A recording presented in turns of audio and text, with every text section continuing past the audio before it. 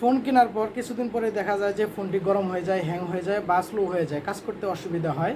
এরকম সমস্যা কিন্তু আমাদের মোটামুটি অনেকেরই হয়ে থাকে। আজকে দুটি সেটিংস দেখাবো, যে সেটিংসগুলো এনাবল করে রাখলে আপনার ফোনটি আর কখনো হ্যাং হবে না বা গরম হবে না, বা আপনি খুব স্মুথলি ফোনটি ব্যবহার করতে পারবেন এবং আপনার ফোনটি হবে রকেটের মতো ফাস্ট। এই সেটিংসগুলো কীভাবে করতে হয়, কোথা থেকে করতে হয়, সেই প্রসেসটা দেখাবো। অবশ্যই ভিডিওটি কন্টিনিউ করবেন।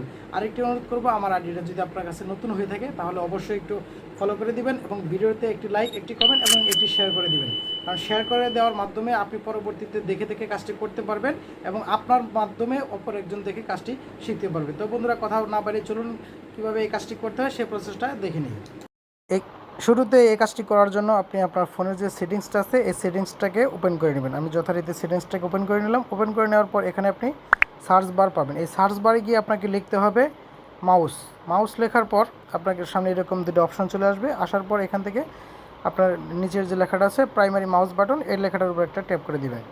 ট্যাপ করে দেওয়ার পর এখানে অনেকগুলো অপশন আসবে। তার মধ্যে প্রথমে আপনি দুটো অপশন দেখতে পারবেন। এখানে দেখেন পয়েন্টার স্পিড স্লো। আপনার ফোনে হয়তো বা এটা স্লো করা থাকতে পারে। আপনি কী করবেন, এটা একটু মাঝের দিকে টেনে দিবেন। অর্থাৎ যতটা আপনি টেনে দিবেন বা যতটা এগিয়ে দিবেন ততটা কিন্তু আপনার ফোনটা ফাস্ট কাজ করবে।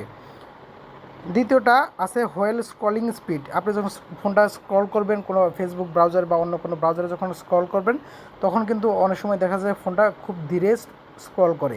সেই ক্ষেত্রে কী করবেন, আপনি এই সেটিংসটাতে এসে আপনি এটাকে একটু স্পিডটা বাড়িয়ে দিবেন। যতটা স্পিড বাড়িয়ে দেবেন ততটা ফোনটা আপনার ফাস্ট কাজ করবে। আমি এই পর্যন্ত রাখলাম, আপনার ইচ্ছা অনুযায়ী আপনি বাড়িয়ে নেবেন। এবং কী করবেন, একটু ব্যাগে চলে আসবেন। আবার একটু ব্যাগে আসবো। ব্যাগে আসার পর আবারও সার্চ বারে ক্লিক করব। ক্লিক করার পর এখান থেকে আপনাকে লিখতে হবে অ্যানিমেশন। অ্যানিমেশন লিখবেন। অ্যানিমেশন লেখার পর আপনার সামনে অ্যানিমেশনটা চলে আসবে, অর্থাৎ এই সেটিংসটাতে ওপেন করতে হবে। আমি এই সেটিংসটাতে ওপেন করলাম। ওপেন করার পর এখান থেকে নিচে দেখতে পাবেন রিডিউস অ্যানিমেশন নামের একটা লেখা রয়েছে। তো কী করবেন, এই সেটিংসটাকে এনাবল করে দিবেন। এনাবল করে দেওয়ার পরে কিন্তু আপনার এই সেটিংসটা এনাবল হয়ে যাবে এবং আপনার ফোনটা খুব স্পিড হয়ে যাবে বা খুব দ্রুত কাজ করবে।